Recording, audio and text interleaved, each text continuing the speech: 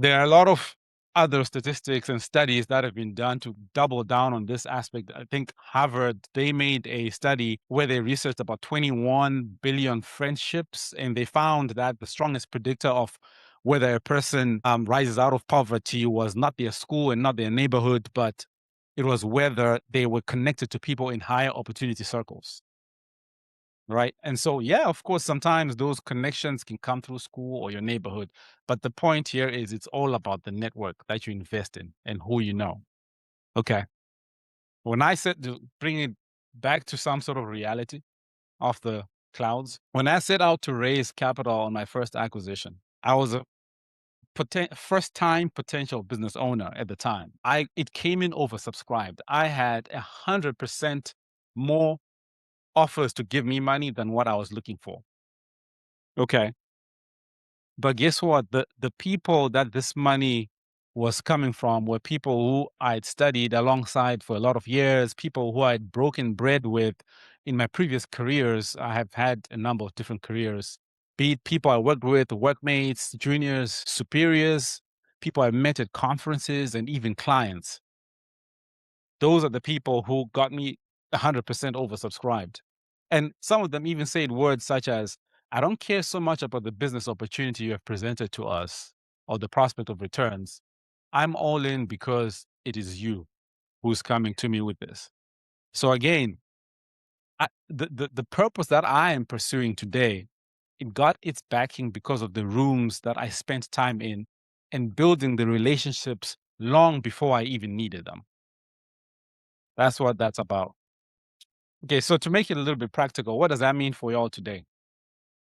When my construction businesses joined the Associated Builders and Contractors of Georgia, which is an organization that brings together the entire construction industry in the United States. Well, this is the Georgia chapter. I heard member after member talking about doubling, tripling, quadrupling revenue, not from a new product, but from being active as members. And so, what I'm asking you to think about today is to identify organizations and rooms that you want, that you're not a part of today, and get yourself in those rooms. But you need to be strategic about which rooms because it takes time, right? But also, the catch as well is you can join all the right groups in the world.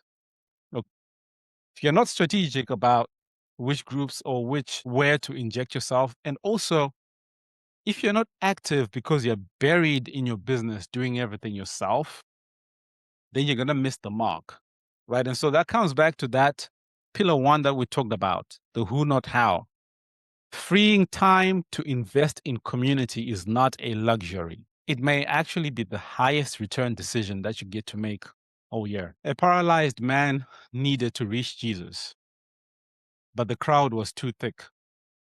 So 4 friends carried him onto the roof, tore it open, and lowered him on his mat to the feet of the one who could save him.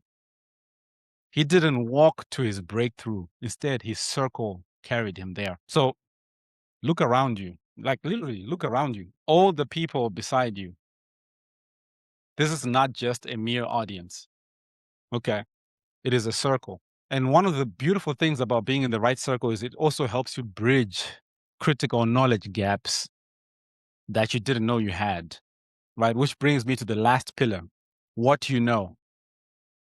The owner who builds to last hunts for the knowledge to do it well. Master your craft. That's one, but figure out where your gaps are and close them fast. Okay.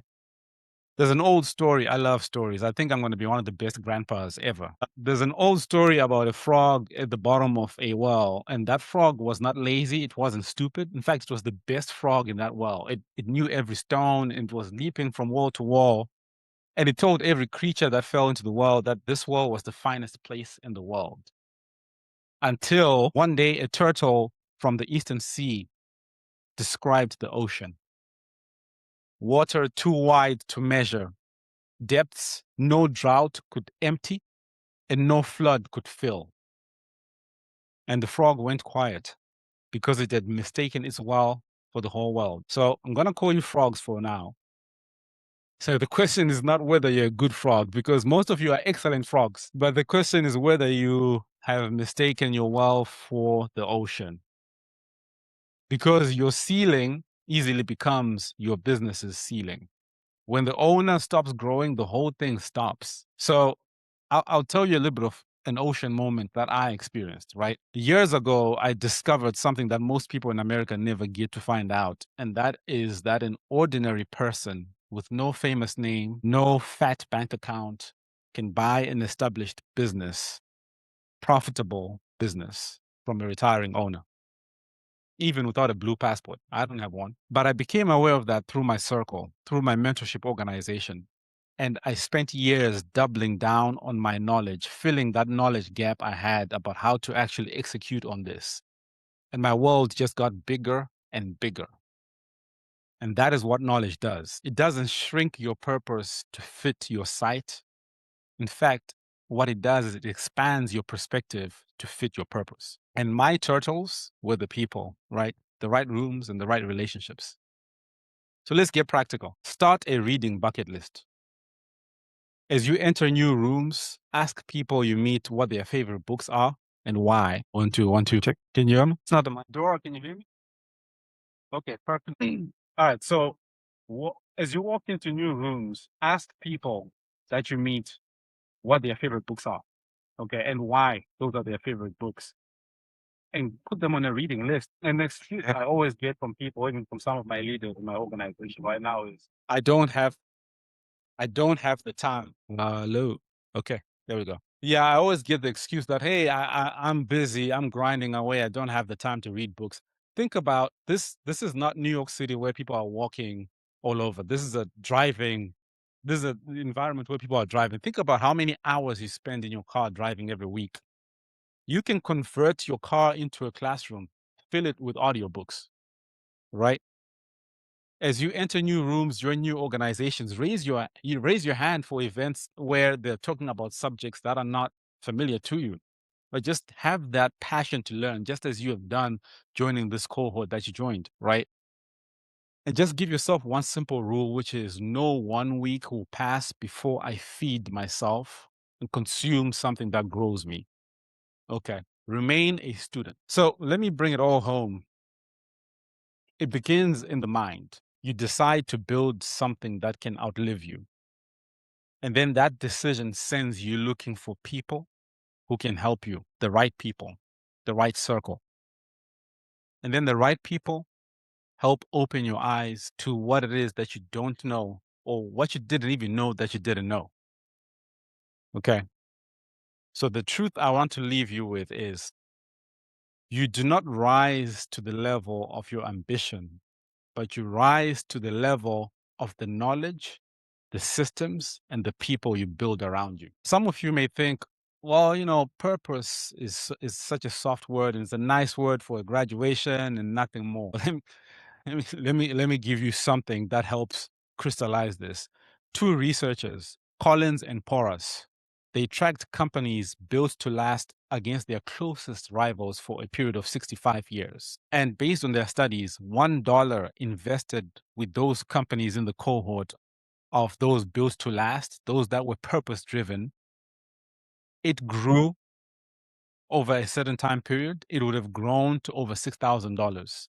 Whereas that same dollar, if it had been invested with the general market, it would have grown to about $400 over the same time period. So a 15 times more value creation from the businesses that were built to last, that were purpose driven versus those that were just generic. So purpose is not the opposite of profit. Over a lifetime, it's actually the engine of it. So coming back to this, right, do not be a passenger. Wherever you are, you may be thinking, yeah, I built this business because I'm trying to take care of family back home. I'm trying to do this. Get out of that survival mindset. Stop being a passenger. Okay. And figure out what that purpose truly is that you're serving. And justify your presence, justify your place with purpose and movement. You've just been handed the tools to live your purpose out loud. Take them and just run wild. So on Monday, not some other day, Monday morning, pick one room that you don't belong in yet, one banker, one mentor, one community, one association, and get yourself in it. One room.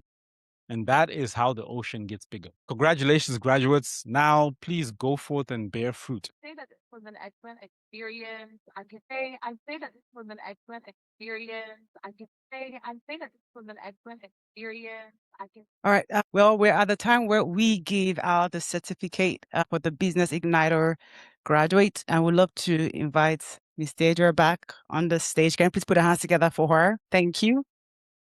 We wanted to play a video of one of the students, probably their feedback, but I think the internet is lagging, that I wonder if I should put one of the students here on the spot. She said no.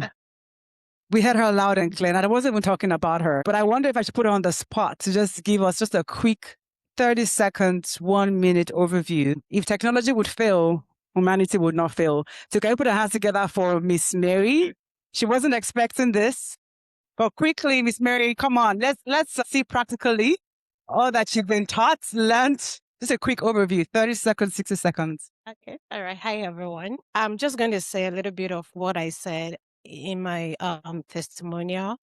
So the program for me was more than the amount that I paid to get in. And there was a lot of things about it, right? I was talked to many places, many faces in my business, and that program gave me clarity. Okay. Number two was the quality of people that they invited, right, to take the classes. I don't think they're just people you can get anywhere. And for somebody like me, I've spent a lot of money trying to get the same thing. And so it was just unmatched for me. It was powerful. It was beautiful.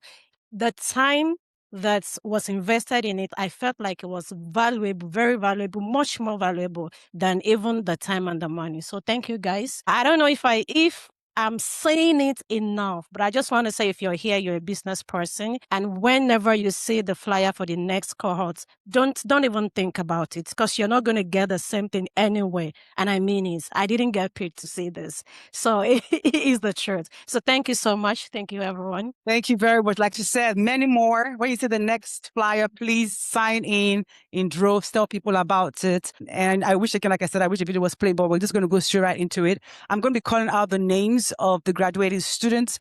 We don't have all of them here physically because, again, AIM has a global presence in the global diaspora, but we do have a couple of our the graduating students here. And for those that are here, they will come up on the global stage to get their certificate and get a picture taken. So the first person I want to call out is Toluwanimi Ajani. She's the founder for the 8th time. She's not here, but please, she's an incredible young lady, participated, very active, growing her business, very engaged, and we're super excited and looking forward to just the power of her business that is really serving the diaspora. The next one we want to call is Temilola Aduroja Oluyemi. She's a founder of Imni Wealth Group LLC, also an amazing, incredible female entrepreneur, all about ensuring that there's wealth in the diaspora and our community. The next graduating student I'll be calling is Lydia Akingbile. She's the founder of Prime Ed Solutions. Yes, let's clap for them. Even if they're not here physically, they are watching online and we're encouraging them. So let's give them a round of applause for their hard work and investing in themselves and their business as well. Fourth person I'll be calling is Doris Apovoa. She's the founder of Access Africa Couture LLC, and she is here in person. She's wrapping her business. Yes. Congratulations. She wants to say stuff, and she's not paid, by the way. Yes, I was supposed to give my testimonial, but I decided I was going to do it in person. And thank you for giving me the opportunity. So I actually joined this program like the day before it started. So someone posted it in my church group and said, entrepreneurs, join. And that's how I immediately clicked the link, joined, and then it started the next day. Unfortunately, I didn't attend the first class because I already had a program, but then it was recorded. So I listened to the recording and it was mind blowing. First and foremost, I was surprised at the cost. It was quite cheap. And I was like, well, I've paid so much for many trainings, many programs and all of that. And seeing this one and the way it came through, I was a bit hesitant, but eventually when I got in, it was mind blowing. I learned a lot. I started this business, Access Africa Couture, barely a year ago, and I missed out a lot of things. So through this program, I've gone ahead to rewrite my business plan. And I've learned so much. I know now where I can get resources. So really, if you're an entrepreneur here, I really advise you, I really recommend join this program. It's going to be mind-blowing. It's going to change a lot of things in your business. Thank you.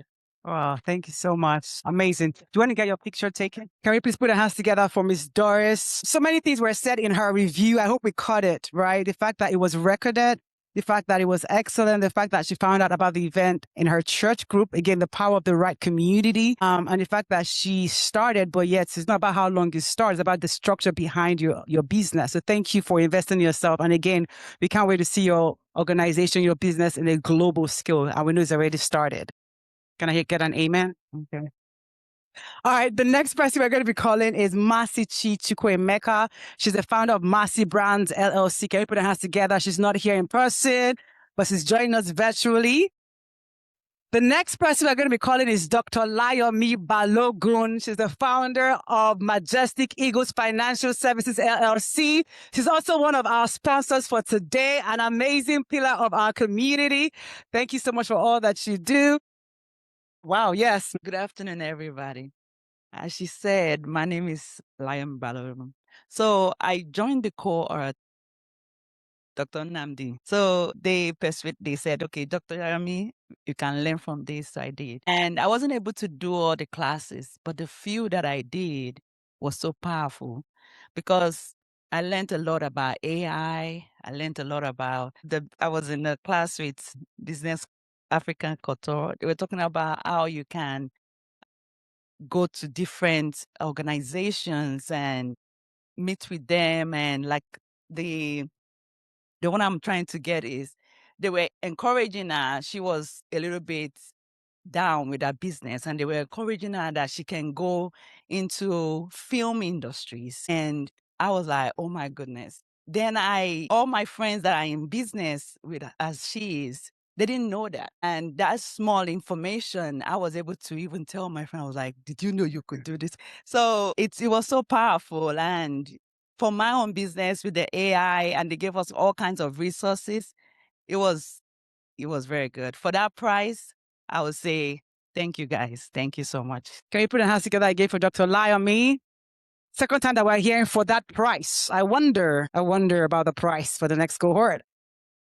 Man, we can have sponsorships from corporate and government that could, cover that. But he said, yes, this price is not today's price. Well, okay, calling up the next person, we have Kevin Michael Tokpolo, founder of Tribu LC. He's not here. This is a sibling-owned business. I want to call that out. It was brother and sister, and the sister sent the brother to come and be a part of this accelerator, and it was really great seeing them work together.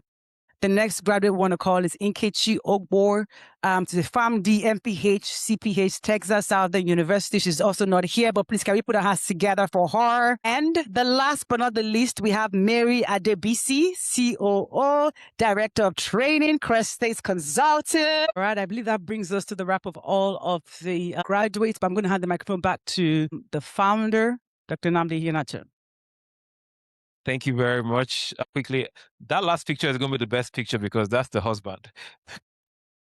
All right. Really quickly, like we've mentioned, we had incredible faculty, and this one we just decided to do last minute.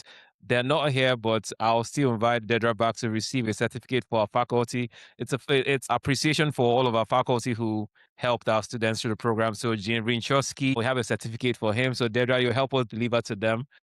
On behalf of AIM, Giselle Fernandez and Todd Masters, I'll give you the certificates for them on behalf of AIM. Thank you all so much for being a part of this. Where's Mr. Sahid to continue the program? We're not done yet, so it's the best is yet to come. Where's that MC? All right, please. All right, like he did mention that the best is yet to come. We are at the final conversation here, which is our fireside chat. I want to take a moment to really say thank you for being patient, because I know for sure that we are way past time, Miss Crystal. So I really appreciate you being patient with your time and still wanting to pour into us. And so today's fireside chat, we're talking about turning knowledge into action. So this is our closing conversation. I'm going to be taking a moment to read the bio Can you just give me a second? Yes. So I'm going to read the bio, and I'm going to be inviting Ms. Buki, who is the moderator for this. Buki Faporiji is a communication strategist, community leader, and advocate dedicated to empowering individuals and strengthening communities through leadership, education, and civic engagement. Her work focuses on fostering meaningful conversations, building partnerships, and equipping people to create lasting impact. Fun fact, she's also an African Immigrant Collective knowledge partner. If you don't know what that term, yes, can you put a hand together for her, please? What that term means is that within the African Immigrant Collective, we have a pipeline and an ecosystem of experts who give their time to pour back within the community. And so we host masterclasses weekly. And so they talk about anything that touches the diaspora journey, from real estate to tech to mental health to finance and all of that.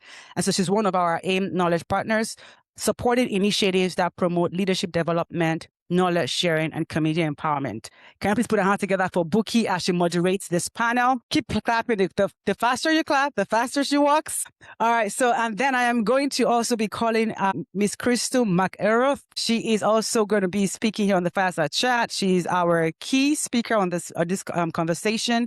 She's a senior supervising attorney for economic justice at the Southern Poverty Law Center, with a distinguished career dedicated to advocating for justice, equity, and access to legal representation.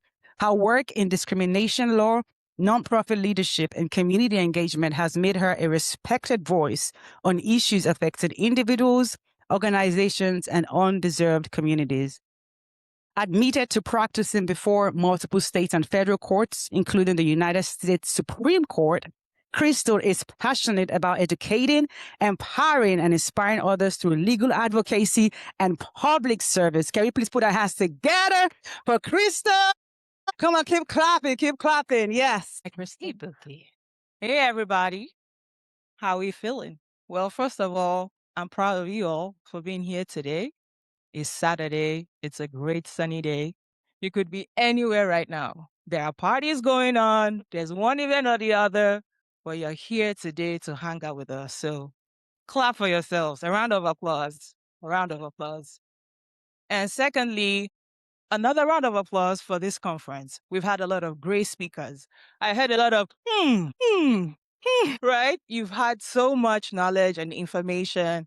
I just want to appreciate the convenience of this event. So a round of applause for AIM Collective. So like I said, we've heard a lot of great stuff, but this is where we kind of close it out, right? And I know we've heard of civic engagement, advocacy, all of that good stuff. So I would say this conversation is more two-factor, 2FA, two-factor authentication. So all the great stuff we've had, we want to just kind of reiterate that, right? So please just follow along for the next 40 minutes, hang out with us as we take us home. And to do justice to that, pun intended, I have Crystal, an amazing speaker, to take us through that. So Crystal, thanks again. Welcome today. Thank you. Now, Like my that first two-factor authentication. I like. right? So my first question on how do we go from knowledge into action, right? So it's not enough that we've heard of this great stuff. What do we do about it? And some of us care, but don't know what the next first step is, right? Like, what do we do with all of this information? So my first question to you is just getting started with civic engagement, with advocacy. Sometimes when we hear about this, sounds like buzzwords, but they're really not. Some think when you hear civic engagement, maybe a lawyer has to do it, an elected official, right? A policy advisor. So my question to you now is, many people care deeply about the issues affecting our communities, but aren't sure where to begin.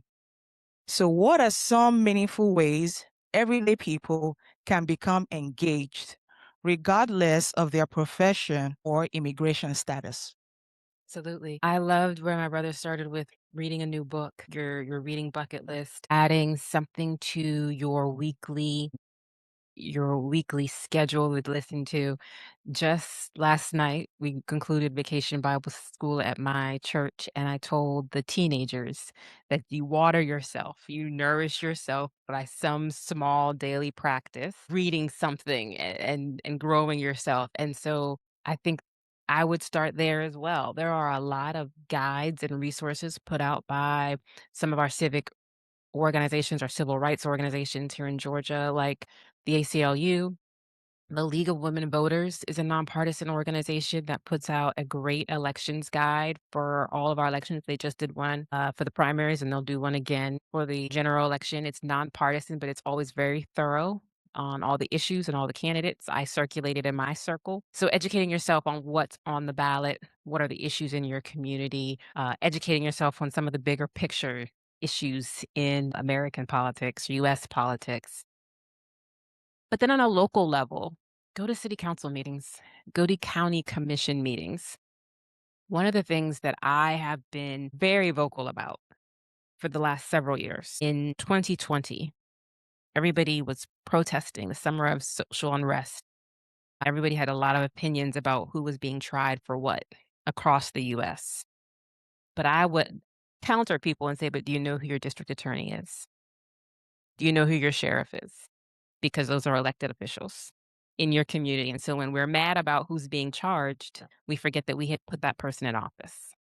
And so we've talked a lot about voting, and I don't want to just keep that conversation about voting at a high level where we talk about turning out in November.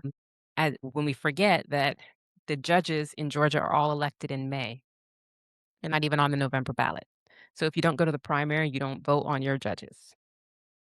So when you're mad about who's being sentenced or who's being charged, we're not just talking about high level showing up in November. We're talking about being invested in primaries, and then runoffs for that May primary are in June, right? And so big decisions are being made early in the year. Local elections, county commissions, and city council set budgets. So when we get upset about headlines about people who perhaps are being mistreated while incarcerated, or the conditions of our local jails, or about which municipalities cooperate with ICE. Those are decisions that are being made by city councilmen and county commissioners who are also on the ballot, right? Mr. Cupid, Craig Cupid's wife, is the chairwoman for all of Cobb County. I'm purchasing a home that is outside of the city, so it's unincorporated Cobb County. As far as I'm concerned, she's my mayor for all important purposes, right? She is my elected official at the local county level who decides what my taxes are, what those taxes are used for, how much of those taxes get used for the improvements to the jail, how much of my taxes does, Chairwoman Cupid approve to go towards the sheriff, and then all types of related issues are decided locally. Even most people don't know that the fines and fees that our court systems collect. So if you get a ticket and you have to pay a fee to the court, maybe you pay the actual ticket, but then you also pay a $30. They chop administrative fees on for everything, right? All those fees fund our jail systems or our court systems in different ways. Okay. And so those are all the fallout of the smallest elections, council persons and commissioners. And those are elections that we rarely pay attention to because we think that who we elect in office at the very top affects everything. And don't get me wrong, I got a lot of opinions on how that impacts people too, right? I can tell you how in my work, and maybe we'll get to it later, who's in the White House does indeed impact the social services and the community benefit programs that are out there in our communities. But let's not overlook the fact that you can just go sit at city council meetings. I do it. I go to planning and zoning commission meetings, and you're thinking like, listen, I have a lot of things to do with my time. I have 2 kids, I have a job. Like this is not just because I'm bored, but because the planning and zoning commissions are the ones who are involved in rezoning, which is one of the most common ways that people of color lose land, access to land.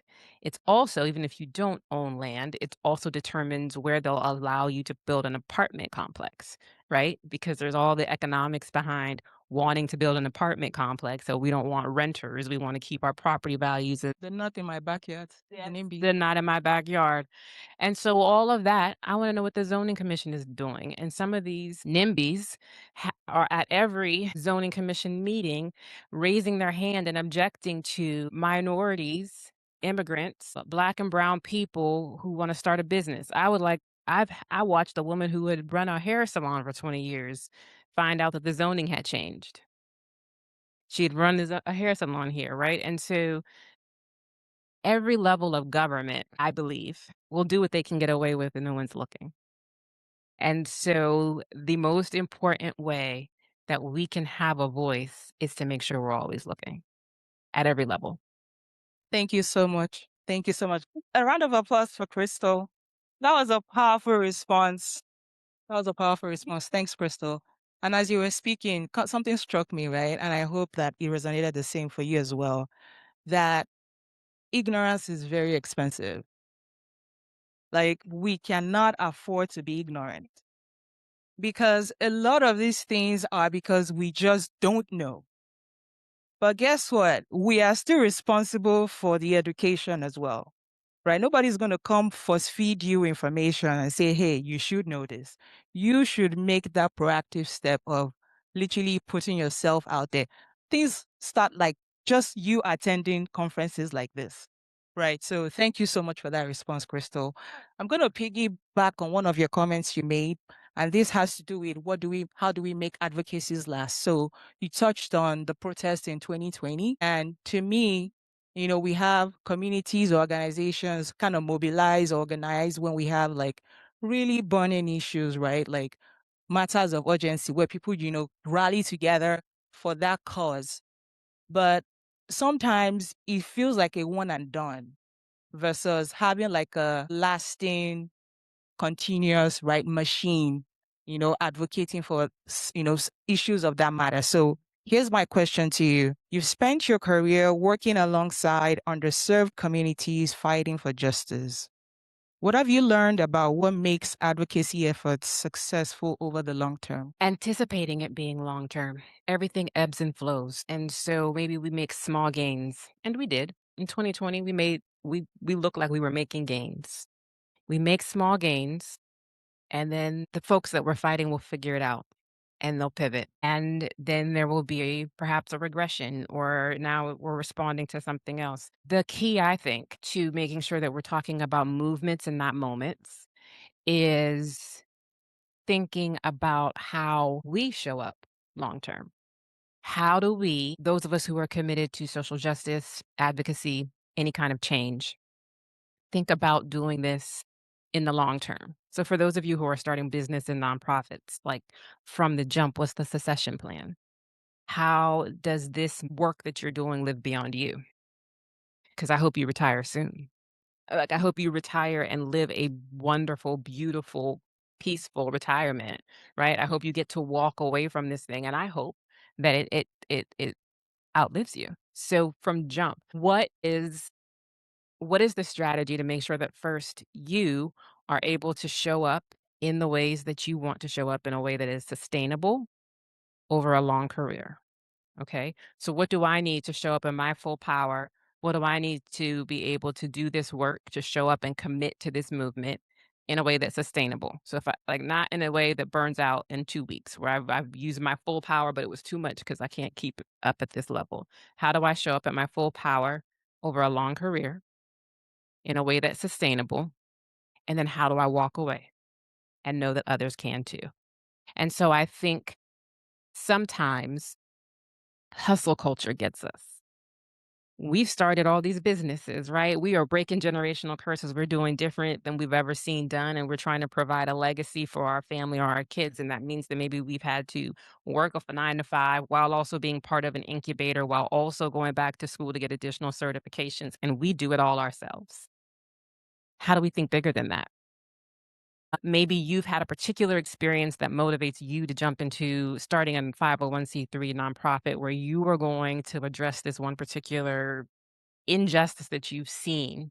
But what if there's someone else who's already working in that space and you can just add your knowledge to what infrastructure they've built and you can combine it in a way? Sometimes our hustle culture of we got to do it on our own because we don't have the connection. We didn't come up in a country club, or maybe, our hustle culture, and that's not even adding immigration status. Like the things you gotta hustle to fight and overcome, and you did that yourself, right? Like you're used to always continuing to do that yourself. And so sometimes the longevity of it requires us to step back and say, I don't have to do it myself. And one of the things I've heard in this room, I think it's one of the topics we talked about getting to later. I think immigrants have figured out in a way that we haven't in America. I'm not an immigrant, but those of us that are US born Black Americans haven't figured out how to do community the way y'all do. The way immigrants ride together, like the conversations that y'all were having today, you already know that.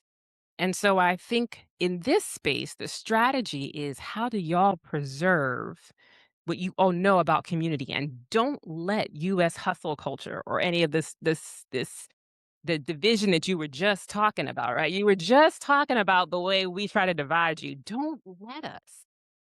And so your success rides on you holding on to what you already know, thinking about how to work together, thinking about making this a sustainable movement. You're going to show up in your full power over a long career, then you're going to walk away knowing that you have done it together and the next generation got it.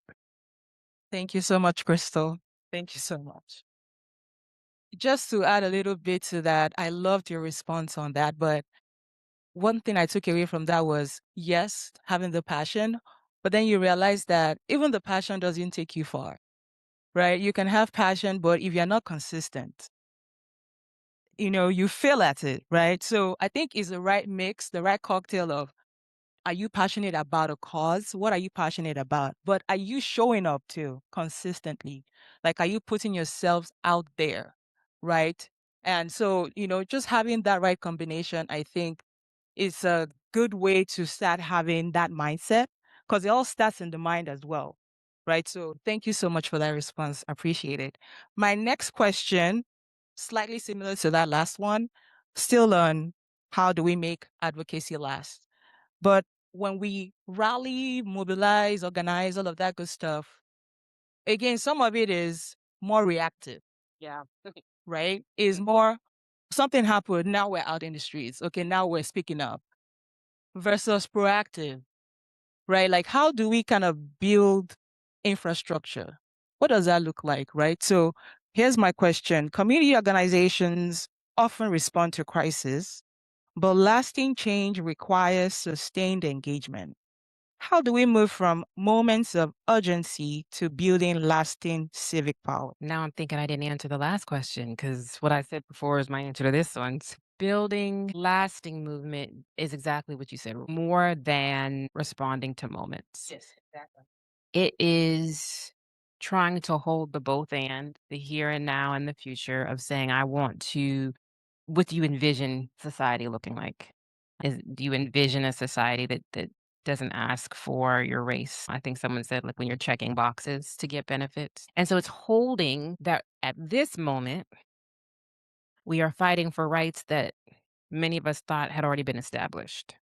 But we haven't lost sight of what we envisioned moving the ball forward, right? So we're holding both and maybe this goes back to where we're doing it in partnership. Who's got right now or who's holding the line on this voting rights issue right here? And who's still building for expansion of voting rights, right? Like one person's fighting perhaps the regression to hold at bay what may feel like a challenge or an attempt to take us backwards. But don't forget that there was still a goal of moving us forward. 10 years ago, there was still more work to do. And so maybe that comes in the partnership and in community where we're working together to preserve what we have, but also still holding on to a vision for more. Thank you, Crystal. Next question has to do with coalition building without losing our voice. And you touched on that early when you kind of rallied us. I loved how Nigerians to say ginger, right? Like you motivate us, like you lit a fire under us, like you guys, you already have this, just kind of going all the way on it. So to your point, we as African immigrant communities, we're very diverse, right? Different countries, languages, religion, tradition, cultures, all of that great stuff.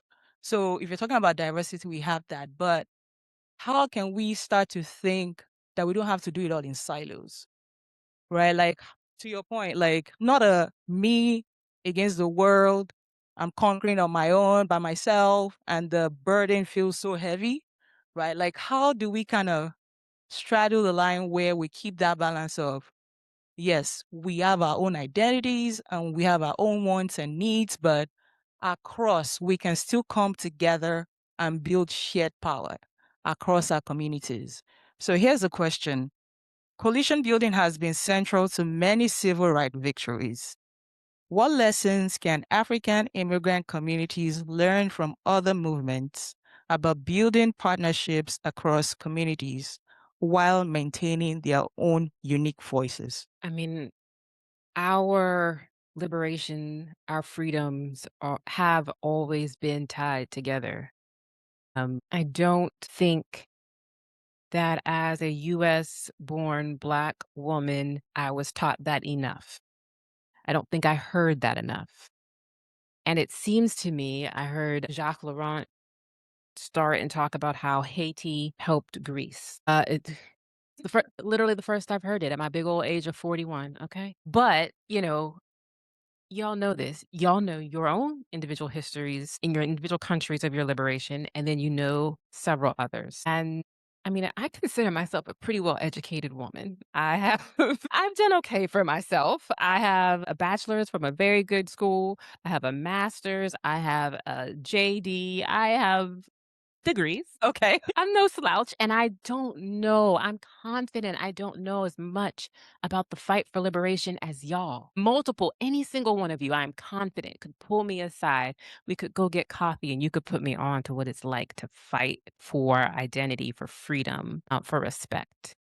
And I don't mean what it's like that you were there. I mean that you know what that experience was like in your country and in the neighboring country and then in a country that you all worked with. And you've learned that in schools. It's part of culture in a way that it is not here. And one thing that I think the whole world know Americans get wrong is we just are ignorant and yet also very self-aggrandizing, self-centered, and have this very inflated view of our role in the world without, it's quite ignorant.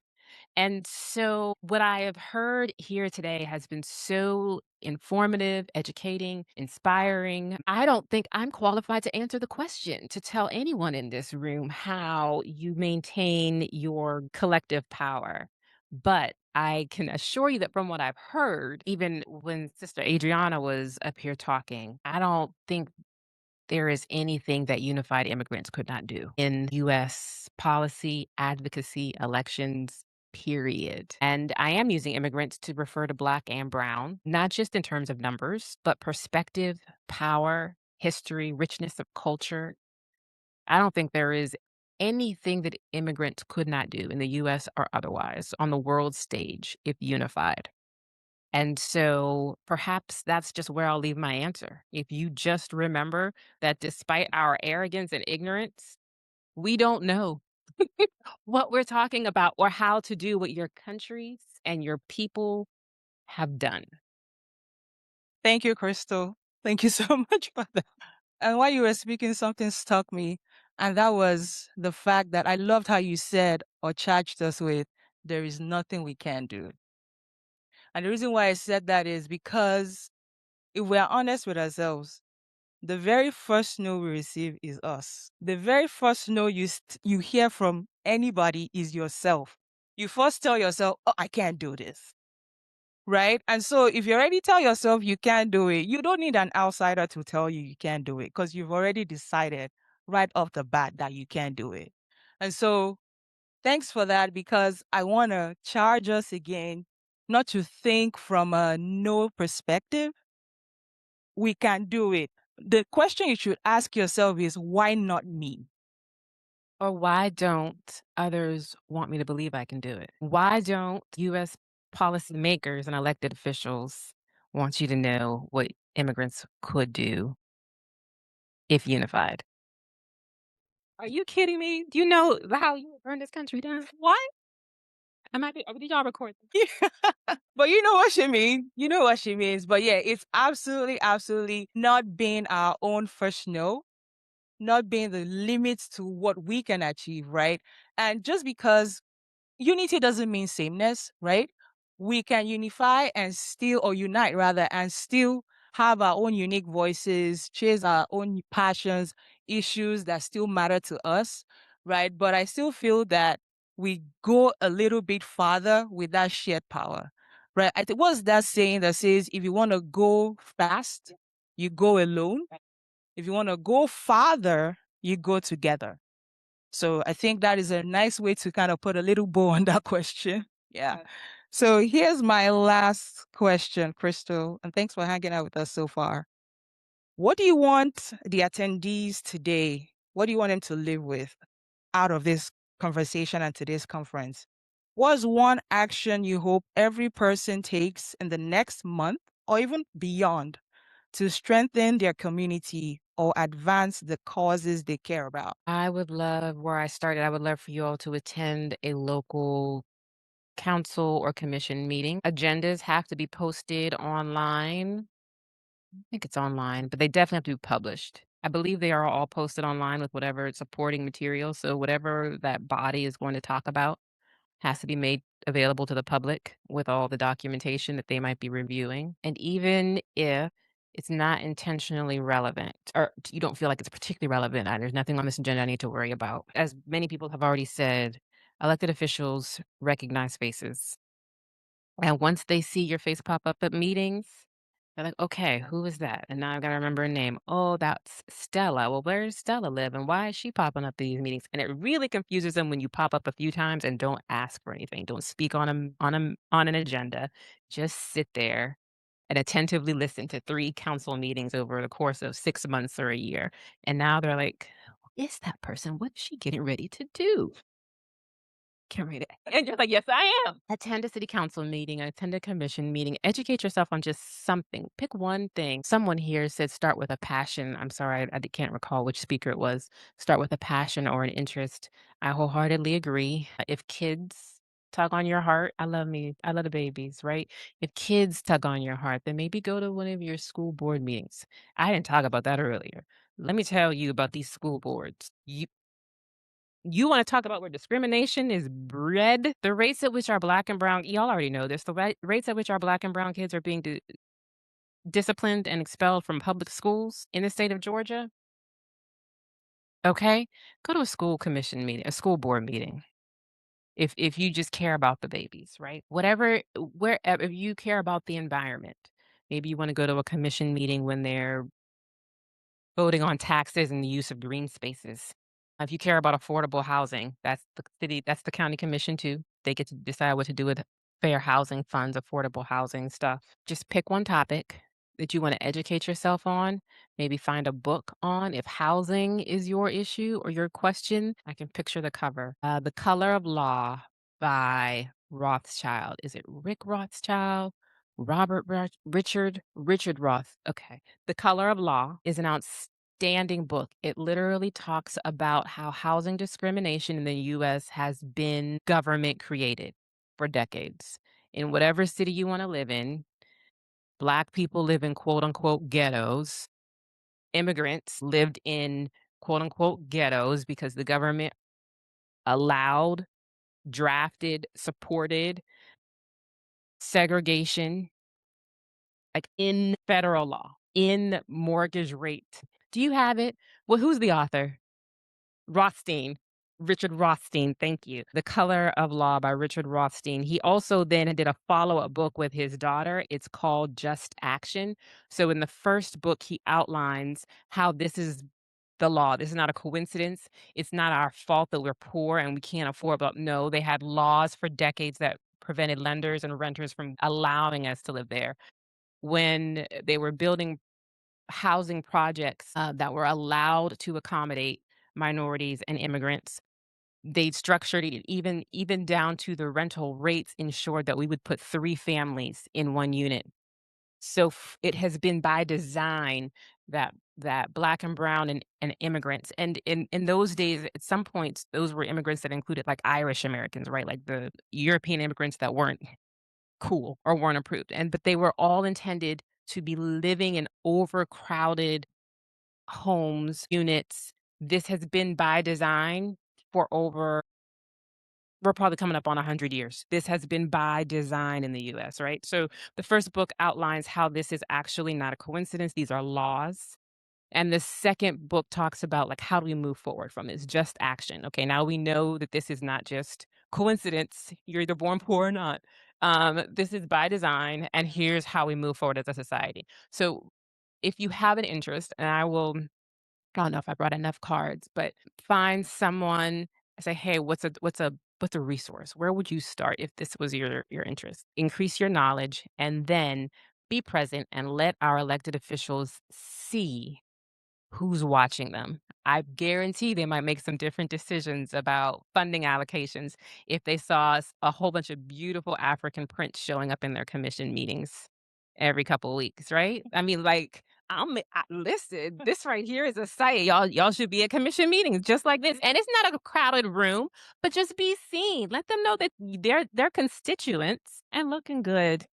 And, go be seen and watch how they change what they do when they're watched. You would be surprised how many wildly, wildly impactful decisions get made in an empty room. They have to vote in public, but if no one from the public is there, That was a word. That was an absolute word. And what I'm taking away from that is, like, I know I've always kind of figured that out, but information is key. Information is absolutely powerful. most county commissions are 5 to 7 people who vote in a room about this size that is completely empty every month on decisions that impact. Cobb County has 800,000 residents. I think Gwinnett is bigger. You voting on taxes, education, jail, sheriffs, zoning for 1 million people in a room that can fit 100 and might have 3. I'm going home, y'all. And it's almost stereotypical to not expect people like us to be in the room. Because they'll be like, yeah, they don't care about it. They want to go work 9 to 5. They want to go hustle for whatever it is. That's what we care about. I think we need to flip the script. Like she said, if we show up and they're like, okay, maybe it's a one-off occasion, but if I'm actively putting my face in your face, Come on. now what you gonna do about it? Meet to the gods. My face gonna be there. Right? What are we gonna do about it? I mean, sometimes it pisses me off because sometimes I talk to my friends like, hey, did you hear about this? And they're like, what's that? I'm like, girl, you are living in a bubble and you cannot afford to live in a bubble. Like, I don't want to hear you complain 6 months from now, like, oh my God, well, this is why it happened. Because you don't even want to care enough to pay attention to issues of this matter that happen literally every day. And to your point, you make a really great point as well. Like, most of these laws get passed or bills or whatever the case is in empty rooms, but your presence or lack of it does not invalidate what you voted for. So if you like show up, if you like don't show up and have an effect, that law still counts. Whatever they voted on, that issue still counts. So what I'm going to charge us with again is let's start showing up. Right? Let's start showing up, to her point. I mean, even if it's not city council, if you don't have city council, I think most of us live in HOA environments. I know we hate our HOAs, but what are we going to do about it? Right? You hate it, but you hate it enough to want to make a difference. How about that? Right? School council. I actually ran for school council in my school environment because I'm like, okay, let me just run, right? And I got elected for my local school council. I'm serving 2 years on that. And I get to be a different voice in the room. So when they show me results and they're going through, okay, this is what it is, like month after month, I challenge some of it because I'm like, have you thought about this? And they're like, oh, thanks for sharing that. If my voice wasn't there, whatever they've talked about is what would get affected for the kids, right? So I know it sounds cliche, representation, but yes, representation is absolutely critical. Crystal, thank you so much. Thank you so much. Thank you. So I'm going to open it up to I'm going to open up for questions, a couple questions. Thank you so much, Crystal. That was really very informative. I would say that. Good, And good. my question is about representation. When you say we need to show up at the council meetings or all that, I just want to be. I haven't been able to go to any, I know my pastor has been asking me to join him. You live in Melbourne, you need to show up for these meetings, but I have not.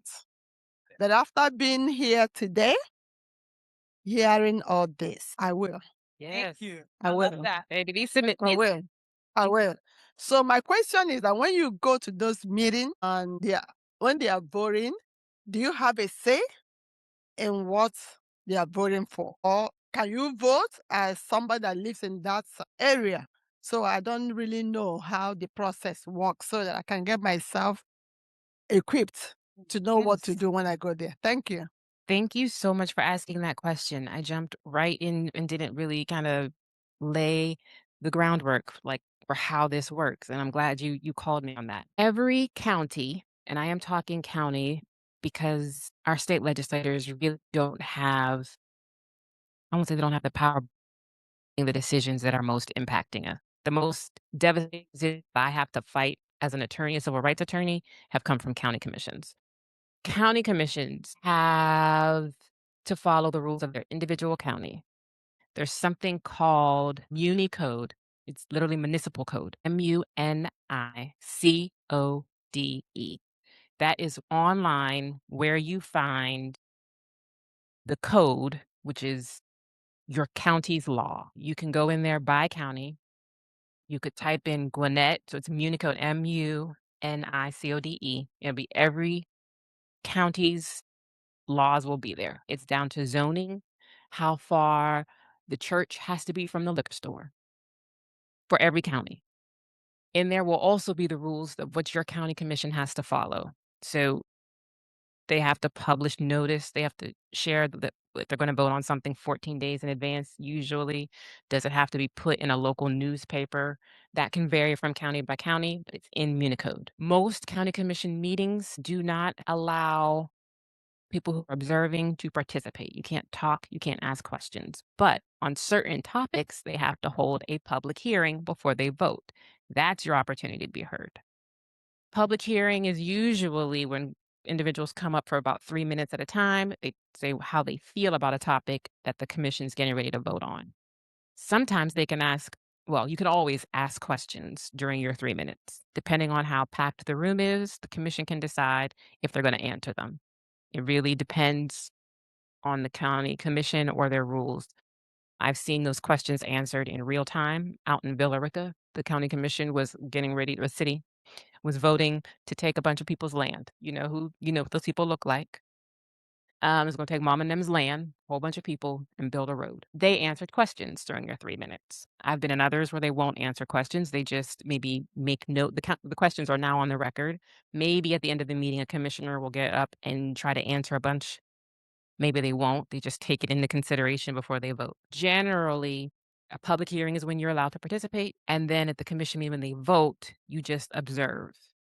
But for most commission action, you can challenge what they voted on in court within 30 days after they did it, most of the time. Again, that varies by county and what they were doing. But even if you weren't able to be heard, you can file something to challenge or appeal what they did within 30 days most of the time. So Municode is where you start. And if you ever have a question about how do I understand Municode, or I'm trying to figure out this question for Gwinnett in Municode, can you direct me? Call me. Thank you, Crystal. I was wondering, yeah, go ahead. Yeah, I was wondering, does the same hold for cities as well, for city councils, or do they have a slight? Because I know for my city council, they are obligated to post like ahead of time. They're obligated to share the agenda. So these are things you can do like before the meeting happens. Like you can see what the issues are, what they're about to talk about. But to her point too, sometimes, most of the time when you show up there, you're not allowed to talk, right? But after the meeting, you can go directly talk to your city council, whoever is representing you, your officer, and still let yourself be heard. To her point, put your face in their faces, right? Let them know that, okay, someone, and they will know your name, cares this much about this issue, that she's come up and spoken about it, right? At least that part registers. But I know that we have a similar cadence with city council as well. You're exactly right. In any city or county commission, there's one of them who you elect based off of where you live. email that person when the notice is put up, what the agenda is. "Say, I have an opinion on this. I won't be able to speak, but I want you to know I have a concern." And they should be responsive. And then similarly, I actually think the cities actually seem to do better than the counties about allowing public comment. A lot of cities I have seen will just leave a period on the agenda for public comment, and it can be on anything. And I can go in and say, "I don't like what you did last month." They're not going to vote on it anyways, but I can just go in and spend my. And there are people who do that too. Yeah. They take their 3 minutes at the beginning of every city public comment to just say, "I still don't like what you did last month." Yeah. Be one of them. Be one of them. Right. Any other question? I'm not allowed to talk. That's online. Oh, okay. Thank you, Crystal, for taking time of your day to sit with us. My question is really simple. Are you running for seat? Am I Are you running? running for any seat? I ran for judge a couple years ago. Let me tell you, it is not for the faint of heart, but it sparked something in me where I do this, where I talk to people about the power they have to elect people they don't realize they can. Because what I noted was that when I ran for judge, nobody knew we voted on judges in our Black and brown communities. That to me was a tragedy because frankly, statistically, now I live in Cobb County. Statistically, we are the ones who stand in front of these folks. They have entire systems. The powers that be, have systems in which they make sure that when a judge steps down, they do it before or off an election cycle so that the governor appoints their replacement before it comes back to vote for us. And then every now and then, when somebody does have an open seat, again, it's on the May ballot, which has typically about 10% or ish of like voter turnout, right? And so the people who show up in May decide who rules on your brother's DUI. And that to me was a tragedy that we didn't appreciate. We didn't know. We don't know who we can elect. We elect our judges, we elect our sheriffs, we elect our DAs, we elect our commissioners. And so I have run. At this point in my life, I enjoy talking to people about civic engagement and the power that we have on election day. I don't anticipate putting my name on a ballot on election day again. Yeah, anytime soon. Yet. Never say never. Never say never. Thank you. See, we have people. Crystal. Yeah. It's a lot. And well, thank you.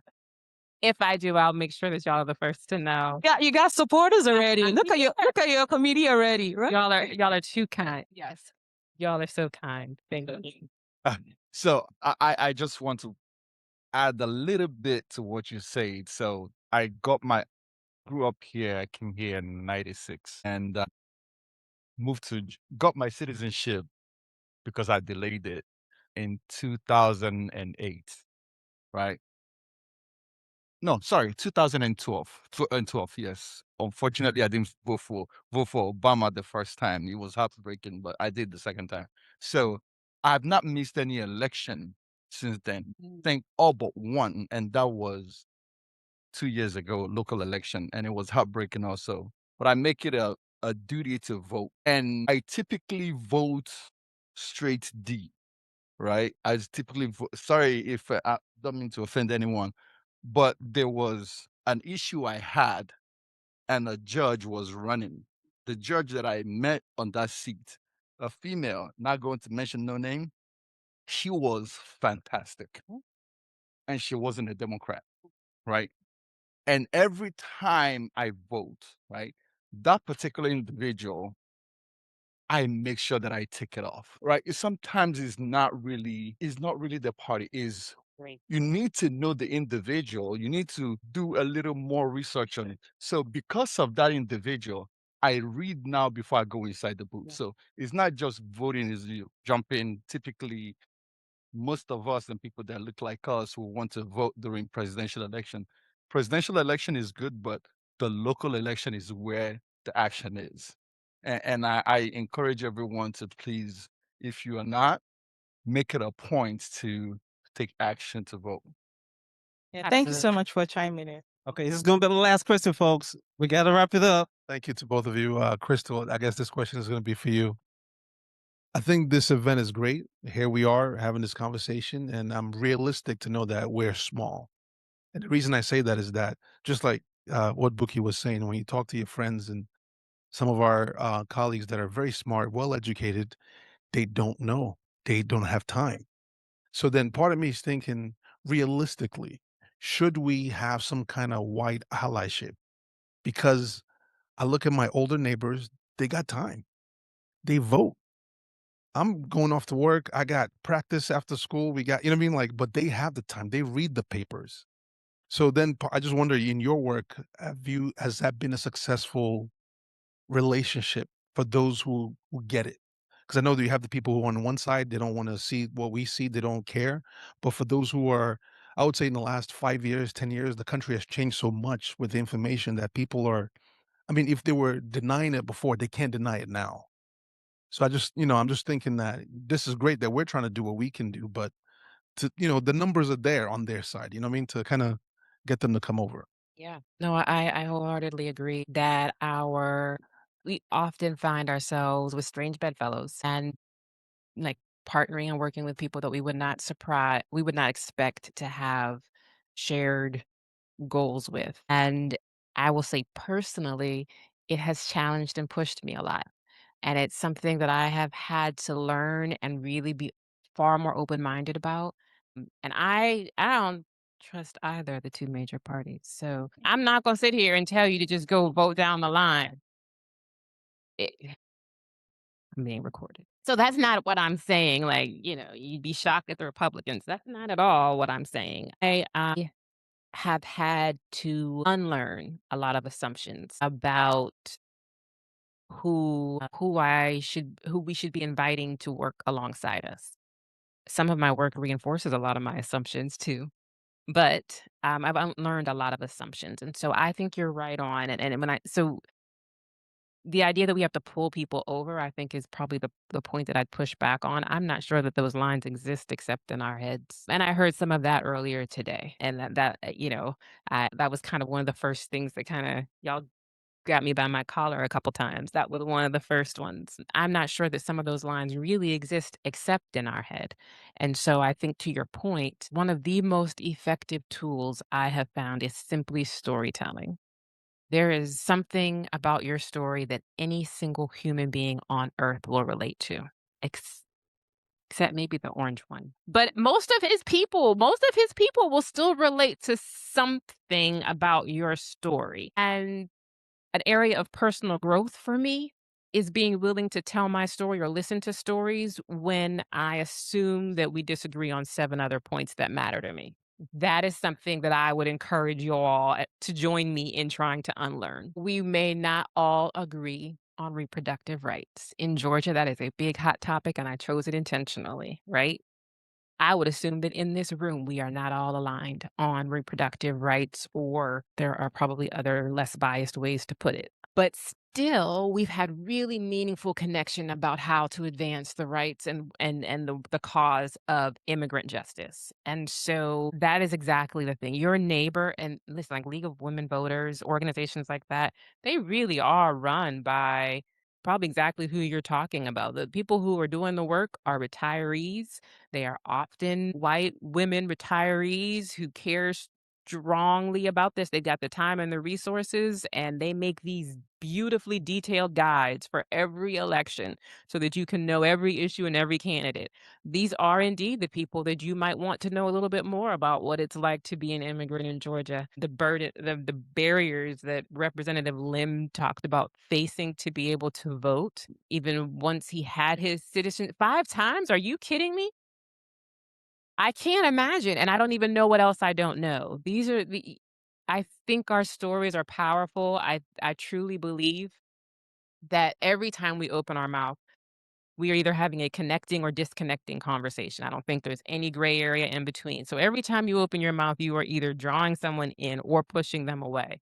And I think more often we realize we have the opportunity to connect people simply by telling our stories. So we're taking one more contribution from here and we're wrapping it up. Okay. Yeah. I wanted to just comment on what the last person, his question, he said something about being realistic and the fact that we're small. And I do not agree with that. I think I'd like to be positive and not, negative. We're a lot. It just takes being intentional to put the word out there and get our people to be involved in what we're trying to push. There's a saying that I grew up with in university, and it says it doesn't have to be white to be right. Okay? The white folks, and we're not trying to be divisive, they're welcome to join us. However, what we're pushing is for African immigrants. And for me, I was even going to talk to Dr. Namdi and say, hey, maybe we need to expand to not just Africans, but people of African descent for us to form, collaborations that can push us as Africans forward. We don't need to, go to ask white people to help advance our, movements or course. Those folks, those people that those professionals that don't have time, like she rightly mentioned, if you tell them the stories, if they understand what we're trying to build, the goal in front of us, I think if they understand and they see what the end result is, more than likely they'll be willing to join. So it's up to each and every one of us sitting here to push our agenda out there to us, not to, if you get what I mean. I'm not trying to sound divisive or anything, but this is about us. This is about brown folks. This is about us wanting our voice to be heard and making policies that will benefit us in the future. So let's, go out there and preach the gospel. Hallelujah. And the church said, Hey, yeah, that's it. So you can round up bouquet. okay. So again, a round of applause for the beautiful Crystal. Thank you so much. I can say clack it. But yeah, she's giving us a lot to think about, right? I'm sure a lot of us took notes. Thank you so much for taking notes, for our note takers in the room. Thank you so much. And I'm sure a lot of us have felt that fire lit under us now, right? We kind of came in a little complacent, right? But now we're like, I got to do something about it. So that's what I'm going to, you do something about it. Who is running for something in the room now? With all you've heard, I love it. I love it. I love it. Right? So our next city council member is in this room. Our next city council official is in this room. Right? Our next HOA, whatever, is in this room. Right? So it's not just to listen. We need to act. We have knowledge now, but what do we do with it? Right? We need to act. And so that is my last and final parting word to you, to take all the great stuff you've heard today. Thank you so much for hanging out with us. But I want us to, if I see you next month or 3 months after now, I want to hear something different. I want to hear you did something with the information you heard here today. Thank you so much for joining us. It's great hanging out with you guys. Please give it up again to Bookie. She did a great moderation there. And to Crystal again, a big applause.